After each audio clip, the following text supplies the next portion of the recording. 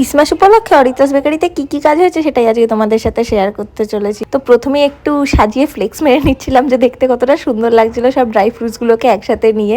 এছাড়াও এখানে ব্ল্যাক রেজিনটা দেওয়া হয়নি, আমি ভুলে গেছিলাম। তো এগুলো নিয়ে আমি কাজ শুরু করেছিলাম। ঠিক 22 তারিখ রাত থেকে, কারণ 23 তারিখ অর্ডার ছিল, 24 তারিখ অর্ডার ছিল আর 25 তারিখ অর্ডার ছিল। প্রথম কথা, এবছর ভাবিনি আমি যে এইবারের মতন আমি ক্রিসমাসে কেক বানাবো। কোনো প্রিপারেশনই নেওয়া হয়নি সেইভাবে, কারণ বাকি অর্ডারের এত চাপ ছিল। তো এক সপ্তাহ আগে থেকে ভেবেছিলাম যে এবার কাজটা শুরু করতে হবে। তো যা যা ড্রাই ফ্রুটস ছিল সেগুলোকে ওল্ড মকে সোক করে রাখা, সবকিছু কমপ্লিট করে নেওয়ার পর তারপরে আমি 22 তারিখ থেকে কাজগুলো শুরু করি। আর কাজগুলো শুরু করার পর আস্তে আস্তে লোকজনকে জানাই যে আমি অর্ডার নিচ্ছি। তো সেই বুঝে যারা যারা আমার কাস্টমার আছে, যারা আমাকে বিশ্বাস করে অর্ডার করেছে, তাদের কাজগুলো করা আমি শুরু করে নিই। তো এবছর প্রায় 250 থেকে 300 পিস কেক সেল করেছি।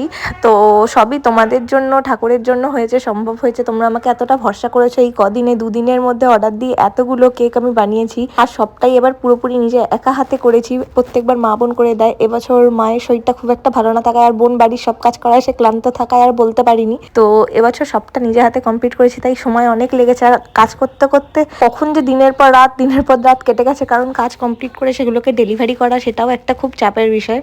তো প্রথম দিনের অর্ডারগুলোর কোনো রকমই কোনো ভিডিও ক্লিপস আমি নিয়ে উঠতে পারিনি। আমার কাছে 24 তারিখের ভিডিওগুলো আছে, যেগুলো আমি তোমাদের সাথে শেয়ার করলাম। তারপরেও 25 তারিখে রাতে যেগুলো বানিয়েছি, মানে 26 তারিখে যেগুলো ডেলিভারি ছিল, সেগুলো তো নেই। আর এখানে আমি কাজ করতে করতে হঠাৎ দেখি কখন 4টে বেজে গেছে, আমি খেয়ালই করতে পারিনি। আর এই জিনিসটা যখন ভিডিও করছি তখন 5টা বাজে, যখন আমার সবে এইটুকুনি কমপ্লিট হয়েছে। এছাড়াও সেদিনকে আমার 9খানার ওপর ক্রিম কেকের অর্ডার ছিল, তো সেগুলো কমপ্লিট করে নিয়েছিলাম। আর এই যে চকলেট ফ্রুট কেকটা দেখছো, এই রিচ ফ্রুট কেকটা আমার বেকারির বেস্ট কেক। এই কেকের রিভিউগুলো ভীষণ ভালো আসে।